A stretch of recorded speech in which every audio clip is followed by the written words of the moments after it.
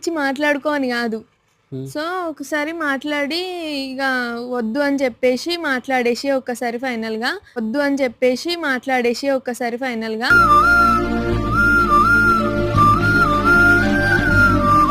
హ్మ్. ఆయనతోనిగ వద్దు అని చెప్పి మాట్లాడు అని చెప్పింది. అంటే ఇగ ఫోను తీసుకొని అసలు కంటిన్యూయస్‌గా నేను ఏడుస్తూనే ఉన్నా. నేను గూడా చానా ఏడ్చిన. అసలు ఫుల్లు మళ్ళేంటిది తెలుసా? నేను ఫోను చేసినంక గూడా వాళ్ళ పేరెంట్స్ దగ్గరుండే ఫోను.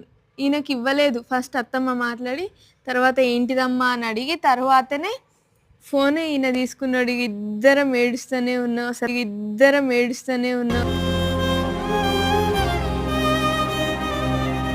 ఫుల్లు ఇగ అక్కడికి వద్దు ఇగ బ్రేకప్ అయిపోదాం. మనకిదంతా సెట్ అవ్వదు. మన ఫ్యామిలీస్‌ని బాధపెట్టి, మనం బాధపడి ఇదంతా వద్దు అని జెప్పేసి నేనన్నా. లేదు ఎట్లా వద్దంటావు? ఏదేమైనా నాకు నువ్వే గావాలి. వద్దంటావు? ఏదేమైనా నాకు నువ్వే